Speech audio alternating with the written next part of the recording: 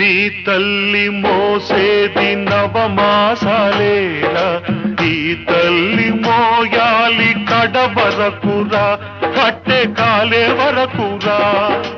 ఆ రుణం తల కొరివితో తీరేనురా, ఈ రుణం ఏ రూపాన తీరేదిరా.